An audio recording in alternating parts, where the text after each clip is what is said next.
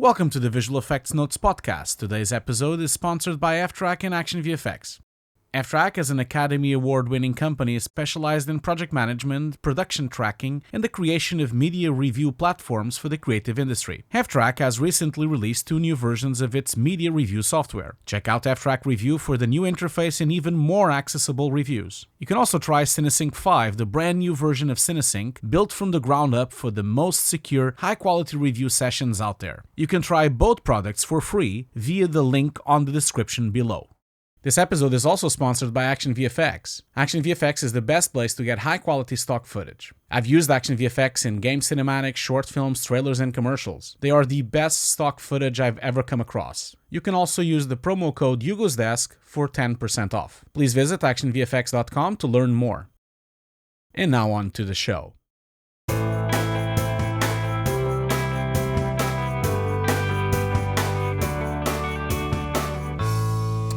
Well, hi everyone. Welcome to FMX 2022. I'm Ian Fales from Befores and Afters, and as always, I'm here with Hugo Guerra from Hugo's Desk. Hi, Hugo. Hi, everyone. We are also joined by Volker Engel. Hi, Volker. How are you? Very good, thank you. Great to see you here. We are so excited to be back in person at FMX. I'm sure you are as well. Totally excited, yeah. Well, it didn't happen for a couple of years. No. But you also have a special connection with Film Academy, which is the organizer of FMX, right? That is true. And the very first FMX was over 20 years ago, and I was part of that. And at that time, I still, first I was a student at the Film Academy for 2 semesters, and then they actually asked me to organize the animation department, specifically not the digital part, Right. but the analog. Part of it. Stop motion, hand-drawn animation. So and I did that for about 4 years before I went to America, when Roland Emmerich invited me to become visual effects supervisor for Independence Day. Yes. Unfortunately, we can't talk about all your amazing film work, which includes Independence Day 2012 and many others, but we're going to talk to you about Godzilla. This is Roland Emmerich's 1998 film Godzilla, one of Hugo's favorites. Godzilla. Is that what you mean? Absolutely. Yes. Yeah. Godzilla. Yeah, that's much better, Volker, than we could do. Thank you. One of our retro VFX notes coverage of films, and Volker just happened to be here at FMX, so why not take advantage of that? I thought we'd start, Volker, with kind of the state of play back then. Must have been made in 96, 97. This is obviously when CG and digital visual effects was taking off, but so much of it was still practical and miniatures, right? Yeah, it was, absolutely. This was right on the heels of Independence Day, and we were almost done with post-production on ID4, and Roland Emmerich and Dean Devlin asked me to meet them in a conference room at one of our post houses, and I thought, oh my God, maybe I did something wrong, and this was it. You're out. It's like when director and producer ask you for a meeting like that, and they said, we love what you did on Independence Day, we just signed the contract for Godzilla, you want to be the visual effects supervisor. Right. And Wow. that's how it started for me. Yeah. That must have been a really, I imagine a big responsibility at the time, because Godzilla was it was a huge thing already, especially in Japan and especially on the East. It was a huge franchise already. There were so many films. And for me too, and I know there was this responsibility. At the same time, Roland always said, I cannot do this thing where it looks like a man in suit, very slowly walking through a city. And from the get-go, he said, we have to do something that is much more a creature that is more agile, and I would do a lot in rain and at night. He's hiding behind buildings, not so much because we don't want to show the visual effects, but just to not say there's a creature coming, it's 3 miles away, we have enough time to run. Yeah. That was what he said. But yes, it was still the time of miniatures and filming a lot of elements, compositing them. At the same time, we did a lot more with CG because the creature, 99% of what you see in the movie is a CG creature. And then we had some animatronic close-ups that Patrick Tatopoulos facilitated. And a cute fact is that there was a shot that we did with half a man in suit. Oh, the stadium shot? Yeah, Yes. he actually, Godzilla comes out of the destroyed Madison Square Garden and shakes all this rubble off. And Patrick thought this was a CG Godzilla, and I had to educate him and said, no, that was yours, actually. Wow. And he was very happy when he heard that. Oh, I like it.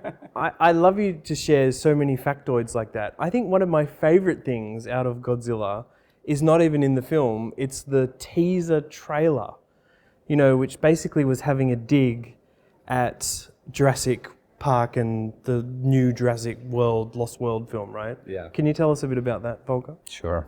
I remember Roland telling me that he went to a meeting at Sony Pictures, and their creative team suggested teaser ideas to him, and he didn't like any one of them. And I'm not 100% sure if it's 100% his idea that was then done, or if he had a discussion with Patrick maybe. But he came in the room after, I think he had sort of a smoke break or so, after he listened to what they wanted to do, and then he came in and said like, okay, I have an idea I'm going to pitch to you.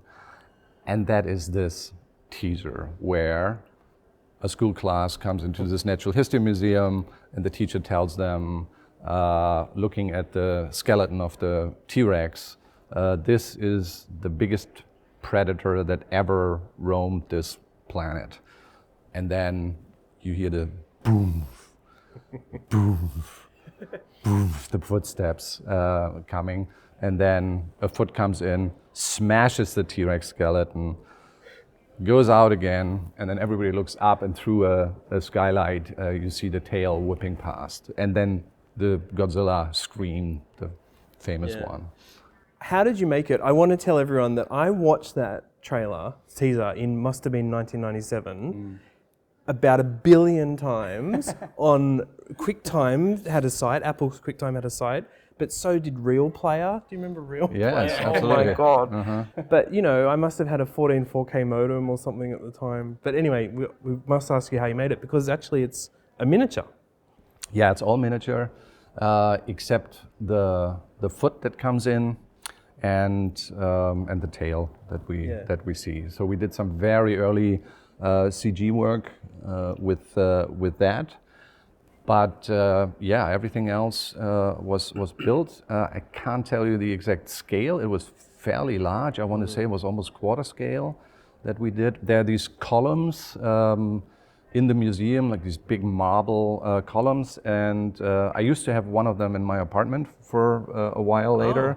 And they were about this size. Yeah. I'll be coming over in a couple of weeks, Volker, if you just wouldn't mind passing that on. But it has a fun dig at like Lost World, right? Like that's the sort of the point of the teaser. Exactly. You have. We actually wanted to go one step further originally. This is a little story not too many people will know. When we did one additional shot, actually. After the foot of Godzilla smashes the T-Rex skeleton and leaves the building again, we wanted to actually have a down angle looking at the smashed skeleton, and it actually looked like the Jurassic Park logo. I love it. So we filmed it, we cut it in. The people at Sony looked at it and said, we cannot go there. And of course we also said, it's probably a little, it's too much, because we're big fans of Jurassic Park, let's face it. And and if it wouldn't have been also for ILM's fantastic work of showing us dinosaurs that we believed to be real for the very first time on the big screen, we couldn't have done Godzilla. Yeah. And so that was a big leap, also giving us giving us the opportunity to, well, do this step, take this step, and know at this point we can do this. The software is far enough. We're not ILM, but we have some very talented people. And I remember while he was working on The Lost World, I talked to Dennis Muren, and he was kind enough to share some insights. I'm talking about one phone conversation, but we were on the phone maybe for an hour or so, and he was telling me the biggest challenges that they dealt with. And well, we're interested in that, aren't we, Hugo? The state of play in CG, but also compositing at the time. This must have been like a really complex show at the time, because I just recently listened to your wonderful audio commentary on the Blu-ray again, and it's fascinating to see the amount of compositing, or even if invisible compositing exists in the film, from fog patches to removal of images, from all sorts of things that now we take for granted. But it's an enormous show, isn't it? There's so many visual effects shots. But it must have been really difficult for the scale, right? I felt like compositing Godzilla to make him big, it must have been really, really complicated. You guys had to develop a lot of fog systems and things for that, isn't it? Yeah, and at the same time, when the plates were shot, many in New York, many in downtown LA, doubling for New York, we actually didn't have the chance to work with, let's call it a previs system at that time. What we were able to do is put a single frame of Godzilla in one pose on Roland's monitor, so he could at least, kind of know gauge. where Well, he's going to be there. And of course, we were cheating from time to time, also, so that the size changes a bit. Well, he had to, otherwise he would destroy every single building in the because just the parts he's running, like you would have just hit everything. So But it was important for shooting those plates to have enough space, of course, so the creature would fit in. And so Roland, who's of course a very visual director, already knew how he wanted to frame the creature and where it would go. But there was nothing like, say, NCAM or anything like that, where we would, live composite a CG creature into the shot, and we were like, oh, okay, that's what it looks like. But you mentioned ILM, obviously, and they were doing some of the major creature work in those films. But you obviously had to ramp up a creature department, and tell us about the main visual effects studios at the time. Centropolis was obviously the main... Centropolis Effects, Sony Imageworks did a lot of the creature work with Godzilla running through the city with a helicopter chase and so on. But so many helicopters. So many helicopters. And we were lucky enough at Centropolis Effects. There was an artist, Andy Jones, and Andy Jones, who went on to also make a terrific career, was the go-to guy especially when Robert had a really complicated shot. Give you an example, Godzilla running down the street in a chase with a taxi cab, more towards the end of the movie, and he overshoots, and he slides and almost tumbles and falls and has to get up again. But do that with a creature that is this enormous, and still do it where, as an audience, you don't sit there and go like, oh my God, how long is this going to take until he comes back up again? And so it has to be dynamic, but you cannot lose the scale for the creature. And this is something that Andy was just fantastic with. Andy Jones, obviously, his major recent thing is Lion King, but he did things like The Propeller Guy and Titanic, and I think, many others. It's funny you said The Propeller Guy. Just recently I saw, did you saw that? The little figure, there's someone there's selling a like figurine. a little action figurine of the guy hitting the propeller. Oh, I haven't seen that, okay. But it's cool to mention specific shots. One of my standouts from Godzilla is when Godzilla is caught in the bridge. And I seem to remember you had an interesting test approach to that. which ultimately became more like a simulation, pure CG animation one. Yeah, it was not a test. Not a test, but an approach. Yeah, exactly. Where it's something that is called a bug that we built. It's basically the shape of Godzilla, in this case in metal, because we had to actually ram it through the pylons of the bridge, and we painted it green. So that would make it at least a little bit easier for compositing when all these small stone bits and pieces fall off the creature. And but you should have seen the faces of our special effects team that were responsible for actually doing this gag, as we call it, of pushing Godzilla through this one tower of the Brooklyn Bridge.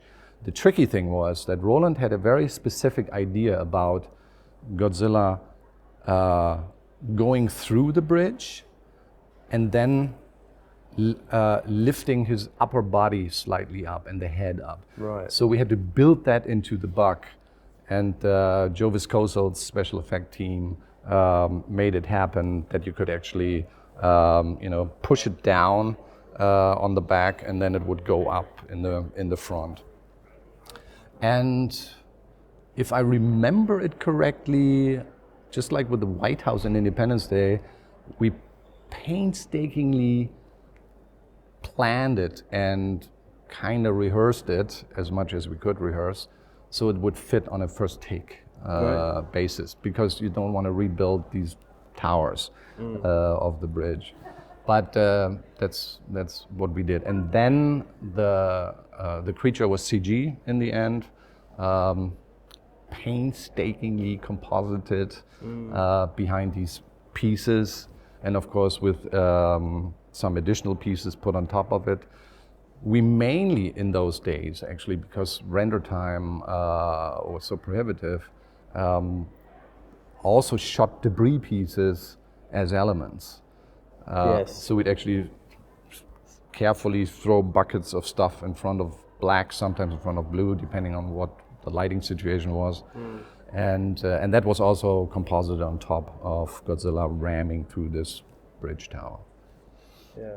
Amazing. You actually had that approach on a lot of things, even for example the big holes through the buildings. When we first see that you see through the buildings, that's actually comped with elements as well, and a bit of matte painting, isn't it? That's how you did it at the time, wasn't it? Yeah. It's very impressive. So what kind of compositing packages were being used at the time? I don't really... Was it a custom-made application that you were using at the time? No, it was... there was a lot of Inferno used for compositing, and also depending on the company we were working with, there was still Cineon actually around in those days. Yeah. Not quite Shake yet, perhaps. No. Yeah. It's too early for that, I guess. Just too early. Well, it was already out, I guess, but it was probably not used in a lot of... Not adopted in a big way at that point. So another thing, you just mentioning dropping debris and things like that. I mean, I kind of love talking about these films because there's so much making of material and B-roll of that sort of thing compared to when it's a full computer graphics thing. But is that also, like, is your memory of it actually, it adds to the complexity so much more because you've got live action elements, you've got to shoot FX elements, you've got CG elements, which is a brand new sort of thing at the time. I'm just curious about how you manage that process of merging all those things, not in terms of compositing, but shooting, managing. Did you feel that was a very different process than what you would do today, or is it actually just, now is an evolution of that? Let's put it this way, there were a lot more surprises. Yeah, okay. And I would say that made it a lot more fun, because it was so much more unpredictable. Yeah. And at the same time... Also, it's on film. I think that's the thing I meant to ask. It's film, right? Yeah. So, sorry, keep going. Yeah, absolutely. And this also meant it was much more precious. There's always this feeling just before the cameras are ramping up and we had to shoot pretty much everything in slow motion. So most of the time we would shoot something with at least 120 frames per second, talking about debris falling and so on, depending on the scale, sometimes with 200 frames. And probably at some point also something with 360. But the ramping up of the camera takes a while until it has speed. Then somebody yells speed, and then action, and then whatever you do, the gag happens really quickly, and then always cut immediately, so the camera ramps down.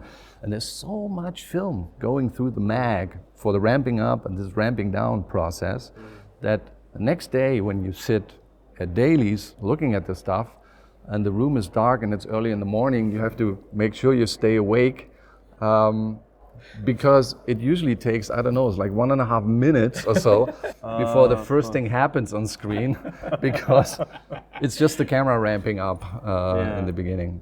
So those were a couple of special things. But you had to be really focused. It was not just, just let it rolling because, otherwise we put another tape in or we record it on a disc or it doesn't matter. This was very expensive 35 millimeter material. Well, I was going to say also, it's not like a cineSync session existed back then. I assume you're driving around Los Angeles. I mean, I think that I've heard people talk about this in the 90s. Yeah. You're driving around to Centropolis, then to ImageWorks, then wherever else. Yeah. Like all day, all night, effectively, for dailies and post? When we were in full swing with digital post, I remember we did it twice a day. Right. Then there was visiting the facilities once in the morning and once towards the end of the day. Wow. And in between we would still shoot stuff. I just feel like visual effects artists today don't comprehend that. Like maybe Hugo, when you first started out, was there directors much more visiting facilities and? Yeah, there was. Yeah, when I was at the mill, like we had directors coming in every day, and we had sessions, but not anymore. No, everyone just calls. It's a Zoom call now, or you might not only get like notes later on. It's very different. Yeah, absolutely. Yeah. It's very, very different these days. I remember I usually started at one of our vendors, a company called Digiscope, and there was a production assistant who would bring me a lox bagel into the compositing bay where I was working with one of the artists, and that's how the day started. And not just that, they had to get film outs back to them from labs in time for your daily sessions, right? Yeah. I mean, that was just the workflow. Yeah. Yeah. But did that go smoothly, or was that? I mean, maybe it was a well-oiled machine. I would say 80-90%. It always worked well. Okay. Yeah. Great. Yeah. Then from time to time it happened. Oh, one of the machines broke down in the lab, and so it's going to be a day later, but which usually was not too bad, but because it wouldn't happen, 2 weeks before the movie comes out or so. I'm curious about one thing. You were saying about going into dailies and working with compositing. Obviously, I'm assuming that the resolution of this show was probably 2K. I'm assuming maybe less, but was it 2K the resolution? As far as I remember, yeah. And how were you previewing this footage? I know sometimes you had, of course, dailies in actual film, but if you were in the computer as well, like, were you running that kind of resolution on any screens at the time, or did you have to preview in SD really, in PAL or NTSC or before? I remember that it was a higher resolution on the monitors that we looked at. I cannot tell you if it was full 2K, and if we could do that at that point. It was a fairly good quality. At the time, I know that there was CRTs from Sony that could do HD, but only interlace. They could do 1080i. Okay. That was the maximum they could complete. Yeah. I know you can do 720p, but I was just curious, what was the process of actually reviewing this? Did you actually have to print to check it, or were you doing your reviews on the computer monitor? We did the reviews for a very long time on the monitors. Yeah. And then when Roland would okay something, then we would film it out. I'm mentioning this because, again, like you were saying, people don't even realize how easy it is now to just preview something in 4K on anything plays 4K. You can even get a consumer TV that plays 4K. But this was not easy at all at the time. It must have been, and it was also very expensive to print. That's why, like you say, I guess you could only print sometimes. You couldn't really do all day. But I guess it made it more focused as well, because you only really printed when you felt it was in a good place. Right? Yeah, same with, as I said, with filming, where there was an incredible focus on getting it right the first time. I mean, you should anyway, but... I must say, I just watched the film a few weeks ago in 4K. I have a 4K project, because they just released a remaster in 4K. I know the film wasn't done in 4K, but at least the footage, I guess, was scanned in 4K. It really holds up really well in terms of resolution and comp. I agree. Still rolls up in 4K. I was very impressed by, because I'm younger. I didn't really watch the film in the cinema at the time. I only watched it on crappy VHS at the time on the video club. Now I finally watched it on its glory. Now in 4K. It's very impressive work. It is. Also, the detail in the film is amazing. I particularly remember some of the New York streets, watching it, thinking, wow, you shot in New York, then reading the cineFX and seeing people like you standing, against the miniatures. Like as a 17-year-old, Volker, that was amazing to see, right? And then actually on the screen, you can see that detail. Who made the miniatures? Was it a couple of companies, or was it? Was it Hunter Gratzner, or was it? We worked with Hunter Gratzner specifically, for example, on the Madison Square Garden. A lot of the buildings that the New York buildings that you see, we rented. Oh, did you? Wow. Yeah, and we had an in-house team of model makers. Yeah. And so these rented buildings that had been used on, tell you one movie called The Shadow. Oh, right. And the Hudsucker Proxy. Yeah. They were used for these movies, or sometimes built for these movies, and they were in storage. Yeah. But of course, what was missing was little fire escapes and details around the windows, and especially when it comes to seeing a room behind the windows that would be lit and so on. That's what our in-house team did a lot. Oh, wow. But this must have been massive, right? Because you have these really long takes when it's chasing the helicopters. We just see buildings passing through. Yeah. These were huge sets then, wasn't it? Yeah. Like really long. It's a little bit comparable with, I looked at some behind-the-scenes pictures of the new Blade Runner, the miniatures of Blade Runner. Yeah. They're really long as well. The cameras. Yeah, and you have forever. you have motion control track going through, and so it's a bit similar that, the setups that we had there. I definitely want to ask about one more favorite shot of mine from the film, which is, I think Godzilla is approaching the port of New York or somewhere, and there's a fisherman. And there's a fisherman, and there's a pier, and basically his wave from his head, her head, is pushing up the pier as the person runs. I feel like that shot still holds up, one of the best in the film. And if you made it today, I'm just going to say it feels like you would do it with a Houdini sim or something like that, and it just wouldn't necessarily feel as, I'm going to say, real, get into a trap of CG versus practical. Yeah. But it is such a dynamic shot that I think it's a trailer shot.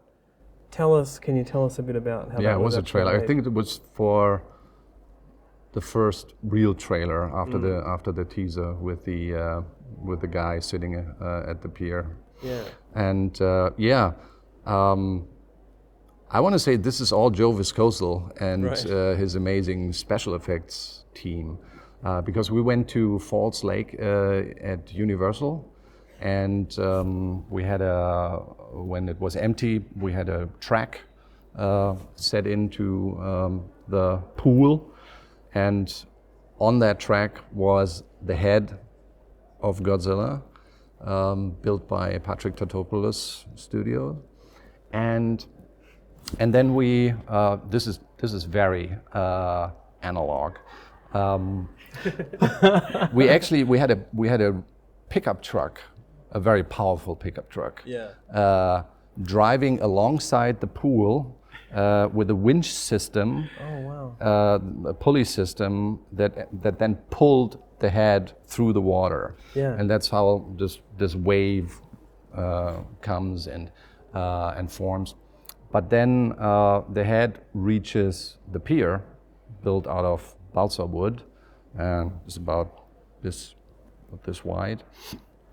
And Joe and his crew had set up explosives inside the pier, and I believe in those days he felt better working with a nail board to have these charges explode than to actually do it with a digital program board, because he did it while he saw the head going alongside or through this pier, and so he was like click click click click click click click click, hitting the nails of the nail board, and then these charges would explode.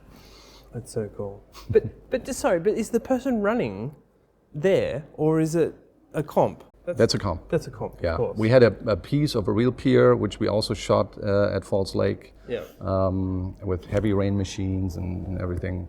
And then after we did the live action shoot, we then did the whole miniature setup. Yeah. And of course it was sunny because it was LA, and we had to build this big tent set up on top of it, so everything would be in shadow. Yeah, awesome. Hugo, have got any favorite shots? Because I've got one more I want to ask Volker about. Well, I must say, like, of course, all the Godzilla shots are amazing, but I love the first shots where you don't see him, you just see the claws and the holes on the boat, on the big boat on the middle of the desert, and also like the big hole through the buildings.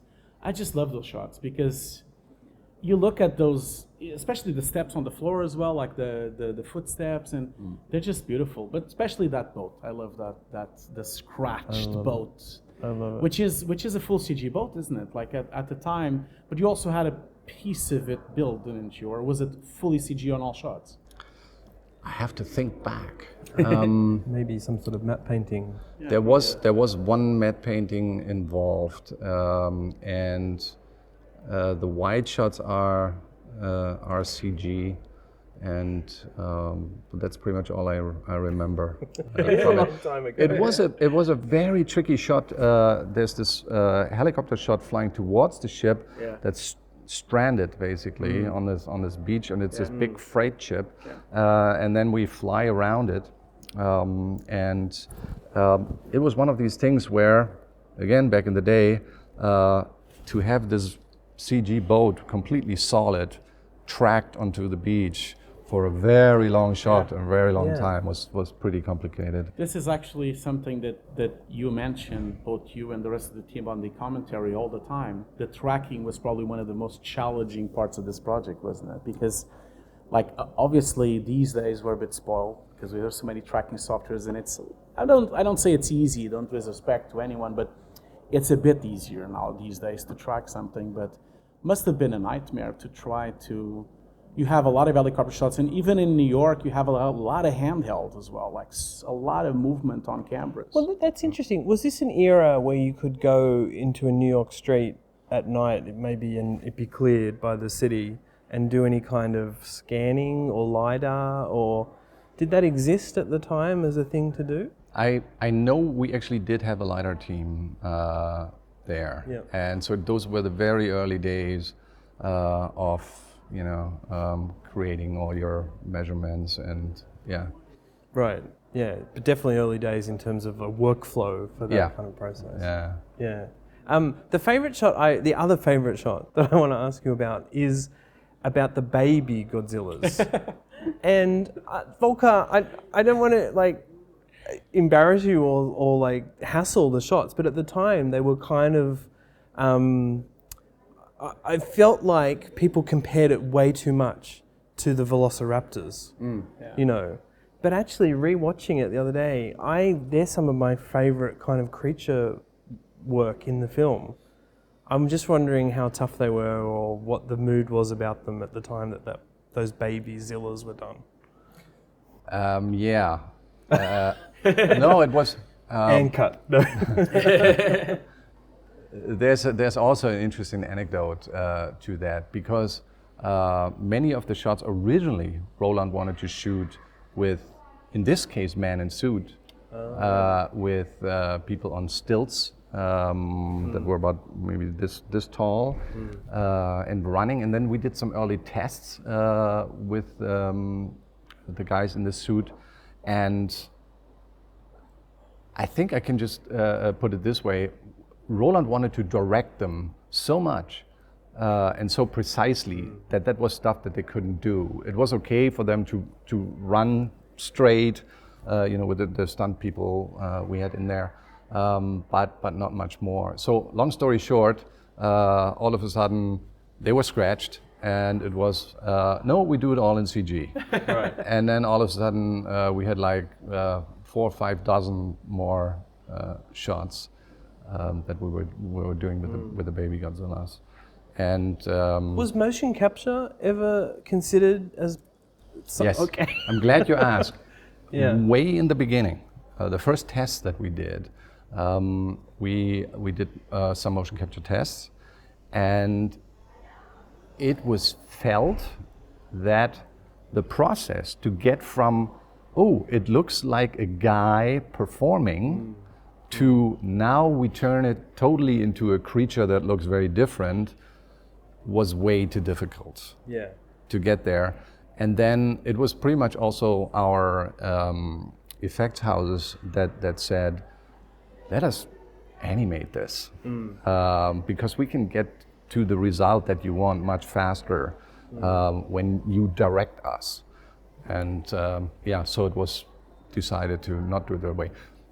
And again, today it might be totally different. Yeah, with different technology. Well, I still love those baby Zillas. Anyway. Yeah, and it's amazing because there's like you switch so easily from the CG to, because you still have some shots that are still with the actual pictures there. Yeah. Especially the close-up, especially the one that is peeking through the door. Yeah. And like just the head, it's really seamless. Like it goes between, and obviously when it's like 20 of them on the corridor, that's of course full CG, but it's really nice, that mixture between the practical and the digital that you guys done at the time. It was really nice. And it was a company called Vision Art, doesn't exist anymore, that did a lot of these shots. Yeah. And Vision Art had come through on Independence Day too, hadn't they, with some amazing ship-to-ship shots and simulations. Yeah, they created a software for us where we could have hundreds of alien fighters fight hundreds of human planes, jet fighters. Yeah. So you obviously went to them again for Godzilla because they had delivered. Yeah, exactly. Yeah. Hey guys, we have a shot where there's hundreds of baby Godzillas in this huge lobby. Please fill it up. Yeah. I love it. Well, I think we should wrap up there, Hugo. Yeah. We've annoyed Volker about a 20-something-year-old film enough. It's fun to go back and think about it. Also, because of course there's a lot of work that everybody that worked on is still proud of. And later, at some point, somebody always called it the Godzilla movie was a flop, was a total flop, yeah, exactly, because it wasn't. It wasn't a flop. No, right? it was box office-wise, it was pretty successful. And then the Sony people, much later, when I met some of them, said these toys were selling like crazy. It was like the 8-year-old boys who wanted their Godzilla toys. Yeah. And by the way, Matthew Broderick, I just felt was like really great in that role. It kind of suited him so well. I guess the challenge was it always will be compared to a Japanese. Godzilla, and it's a Roland Emmerich film, which I love, but that's a certain kind of disaster film, right? Yeah, it's a lot of tongue-in-cheek but that's moments the fun in there. part of it. It's really funny, the film. That's why it's so cool. There's really similarious moments, especially with the French guy. Like Jean Reno is so funny on the film, especially He is. And one thing I wanted to mention as well, it's really amazing the audio commentary that was put in on the Blu-ray. Those are really.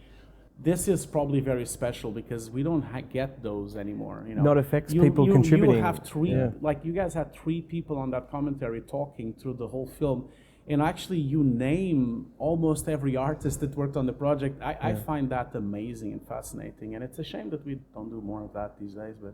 But it's amazing that you guys got to put that thing on. I'm happy we got the chance. I mean, like on Independence Day when they asked us, I was also amazed. I was like, what? You're asking the visual effect guys? But this used to happen a bit on the 90s. Twister has that as well. Like, there's a couple of films that used to do this. It used to happen, and it died a little bit. And luckily, Steph Soretti did one for Eternals. Yeah. And hopefully that's like a rebirth of them. Hopefully. So, yeah. But listen, Volker, thank you so much for chatting to us about My pleasure. the film. Always nice to talk to you. Same here. Thank you.